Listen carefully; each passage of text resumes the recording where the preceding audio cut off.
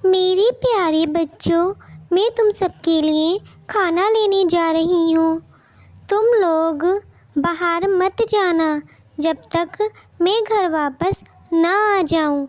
और अगर कोई भी पक्षी या पशु दरवाज़ा खटखटाए तो तुम में से कोई भी दरवाज़ा मत खोलना, वरना वे तुम्हें खा जाएंगे।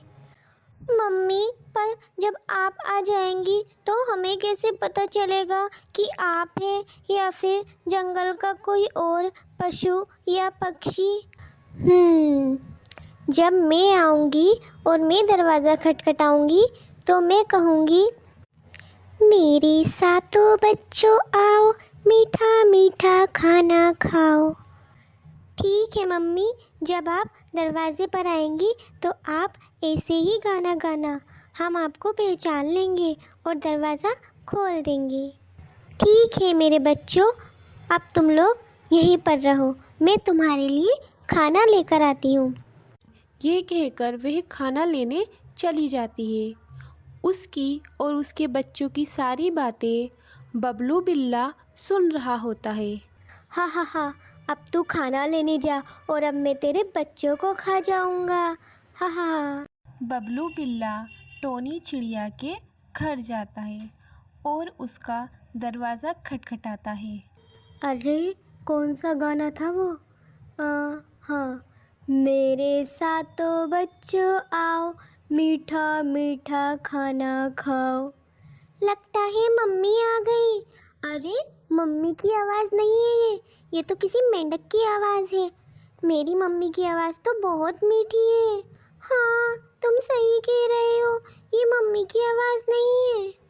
तुम जो भी हो ना, हमें पता है तुम मम्मी नहीं हो। तुम मम्मी की तरह आवाज़ निकालने की कोशिश कर रहे हो। चलो जाओ यहाँ से, हम दरवाज़ा नहीं खोलेंगे। अरे, इन बच्चों ने तो मेरी आवाज़ पहचान ली। लगता है कुछ और करना पड़ेगा। वह सोचता है कि वह किस तरह से उनकी माँ की तरह आवाज़ निकाल सकता है। अरे, मैं एक काम करता हूँ, मैं शहद पी लेता हूँ, फिर मेरी आवाज़ भी मीठी हो जाएगी और ये बच्चे मुझे नहीं पहचानेंगे। हाँ। ये सोचकर वह शहद पी लेता है और शहद पीकर वापस चिड़िया के घर पर जाता है। वह दरवाज़ा खटखटाता है और कहता है, मेरे सातों बच्चों आओ, मीठा मीठा खाना खाओ। देखो, ये आवाज़ तो मम्मी की है, ये आवाज़ मीठी भी है। हाँ, मुझे लगता है मम्मी आ गई। चलो हम दरवाज़ा खोल देते हैं। नहीं नहीं, रुको, पहले मैं एक बार चेक कर लेता हूँ, उसके बाद हम दरवाज़ा खोलते हैं। उसका छोटा बेटा दरवाजे पर जाता है और वहाँ से झांकता है और देखता है। अरे नहीं, ये मम्मी नहीं है। हमारी मम्मी के पैर तो पतले पतले हैं, इसके पैर तो मोटे मोटे हैं, भालू की तरह। ये हमारी मम्मी नहीं है। ओ भालू, तुम हमें बेवकूफ़ नहीं बना सकते। तुम हमारी मम्मी नहीं हो। चलो जाओ यहाँ से। ओफो, ये बच्चे तो कुछ ज़्यादा ही चालाक हैं। इस तरह से तो मैं इन्हें नहीं खा सकता, लेकिन मैं भी हार नहीं मानूंगा। अब मैं पैर सही करके आता हूँ। ये सोचकर वह लकड़ी के पैर बनाता है और वापस से चिड़िया के घर जाता है। मेरे सातों बच्चों आओ, मीठा मीठा खाना खाओ। देखो, ये आवाज़ भी मीठी है, ये ज़रूर मम्मी है। अरे रुको रुको, पहले मैं एक बार झांक कर देख लेता हूँ। हाँ, इनके तो पैर भी मम्मी की तरह है और आवाज़ भी मम्मी की तरह है। ये मम्मी ही है। चलो हम जल्दी से दरवाज़ा खोल देते हैं। ये कहकर उस चिड़िया के बच्चे दरवाज़ा खोल देते हैं। हाँ, हा हा हा, अब मैं हूँ तुम्हारी मम्मी। मैं तुम्हारे लिए खाना नहीं लेकर आया हूँ, बल्कि अब मैं तुम्हें ही अपना खाना बना लूँगा। हा हा हा। बेचारे नन्हे नन्हे बच्चे डर जाते हैं और डर से इधर उधर भागने लगते हैं और एक टोकरी के नीचे छिप जाते हैं। हाँ, तुम्हें क्या लगता है तुम इस टोकरी के नीचे छिप जाओगे तो मुझे पता नहीं चलेगा? आज तो मैं अपना भोजन बहुत अच्छा करूँगा। वे सभी बच्चों को बोरी में डालकर अपने साथ ले जाता है। कुछ समय बाद जब टोनी चिड़िया अपने घर आती है, अरे, मैं तो यहाँ पर अपने बच्चों को छोड़कर गई थी। मेरे बच्चे कहाँ हैं? तो एक बच्चा चूल्हे के पीछे से झांक रहा होता है। मम्मी मम्मी, अरे बेटा क्या हुआ? और बाकी के बच्चे कहाँ हैं? मम्मी, वो बबलू बिल्ला आया था, वो सारे बच्चों को ले गया। क्या? उस बबलू बिल्ले ने मेरे बच्चों को चुरा लिया? मैं उसे नहीं छोड़ूंगी। ये कहकर टोनी चिड़िया बबलू बिल्ले के पास जाती है। बबलू बिल्ले, तूने मेरे बच्चों को चुरा लिया। मेरे बच्चे मुझे वापस कर दे, वरना अच्छा नहीं होगा। क्या करेगी तू मेरा? मुझे मारेगी? हाँ, मैं तुझे मारूंगी अगर तूने मेरे बच्चों को वापस नहीं किया। हाँ हाँ हाँ, चल ठीक है। तो शाम को हम दोनों फाइट करते हैं। जो जीतेगा बच्चे उसके हो जाएंगे। टोनी चिड़िया जाती है लोहार के पास और अपने लोहे के सींग लगवा लेती है। वहीं बबलू बिल्ला जाता है कुम्हार के पास और अपने मिट्टी के सींग लगवा लेता है। शाम का समय होता है और दोनों ही आमने सामने होते हैं। हाँ हाँ हाँ, अब मैं तुझे नहीं छोड़ूंगा टोनी। हाँ। जैसे ही बबलू बिल्ला टोनी के सींग मारता है, उसका सींग टूट जाता है। और जैसे ही टोनी चिड़िया बबलू बिल्ले के सींग मारती है, वह उसके पेट में घुस जाता है और वह मर जाता है। टोनी चिड़िया अपने बच्चों को अपने घर ले आती है और उन्हें दोबारा से ऐसी गलती ना करने की सलाह देती है। बच्चों, बुरे का अंजाम हमेशा बुरा ही होता है। एक जंगल में चींची चिड़िया चींची चिड़े के साथ रहा करती है। वो दोनों बहुत ज़्यादा खुश होते हैं और अपनी ज़िंदगी एंजॉय करते हैं। एक दिन चींची चिड़िया एक अंडा दे देती है। चींची चिड़ा कहता है, मैंने तुमसे मना किया था ना, मुझे अभी कोई बच्चा नहीं चाहिए, तो तुमने ये अंडा क्यों दिया? मुझे अभी इस झंझट में फंसना ही नहीं है। अजी, मैं भी तो अभी कोई बच्चा नहीं चाहती हूँ। मुझे कैसे पता कि ये क्या हो गया? मुझे अभी कोई बच्चा नहीं चाहिए। अगर तुम्हें बच्चा नहीं चाहिए तो ये अंडा कहाँ से आया? जाओ, इस अंडे को फेंक कर आओ। मुझे ये बच्चा नहीं चाहिए। हाँ, आप फिक्र मत करो, मैं इस अंडे का कुछ करती हूँ। रात का समय हो जाता है। चींची चिड़िया देखती है जंगल के सभी पक्षी सोए हुए हैं और जंगल में सन्नाटा है।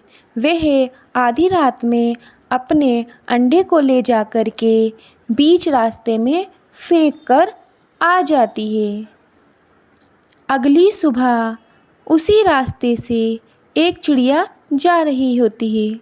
तितली बनूं उड़ती फिरूं मस्त गगन में, तितली बनूं उड़ती फिरूं मस्त गगन में। अरे, ये क्या है? ये तो एक अंडा है। ये किसने डाल दिया रास्ते में? ओह, कहीं इस अंडे को कोई फेंक कर तो नहीं गया? मुझे लगता है रात में इस अंडे को कोई फेंक कर गया होगा। लेकिन ये अंडा टूटा क्यों नहीं? ओह, ये घास पर गिर गया था, तभी ये अंडा टूटा नहीं। पर ये अंडा है किसका? मुझे तो ये नहीं पता। अब मैं इस अंडे का क्या करूं? ये अंडा तो मुझे किसी चिड़िया का लग रहा है। मैं एक काम करती हूँ, ये अंडा जाकर मैं टोनी चिड़िया को दे देती हूँ। उसका भी तो कोई बच्चा नहीं है। अगर इस अंडे में से कोई बच्चा निकल जाता है तो वो इसे पाल लेगी।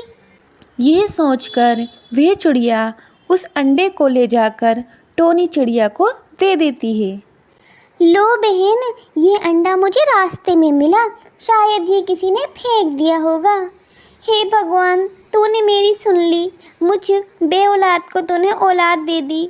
अब इस अंडे से जो बच्चा निकलेगा मैं उसे पालूंगी अपने बच्चे की तरह। तेरा बहुत बहुत धन्यवाद भगवान।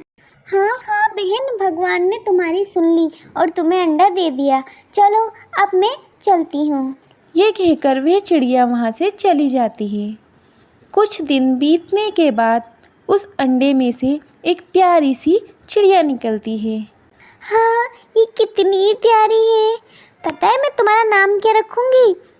तुम्हारा नाम रखूँगी मैं गोरी, गोरी चिड़िया। इस तरह वह अपनी बच्ची के साथ बहुत खुश होती है।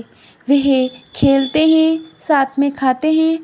उसके साथ टोनी चिड़िया अपनी सारे दर्द भूल जाती है और उसी के साथ खुश रहती है। ऐसे ही समय बीतता रहता है। कभी कभी वह चिड़िया भी उससे मिलने आती है। पता है मैं कौन हूँ? मैं तुम्हारी मासी हूँ, मासी। तुम्हें तुम्हारी मम्मा ने फेंक दिया था रास्ते में, तो मैंने टोनी चिड़िया को तुम्हें दे दिया। मेरी मम्मा गंदी थी, उन्होंने मुझे फेंक दिया। अरे ऐसी बातें नहीं करते हैं बच्चों से।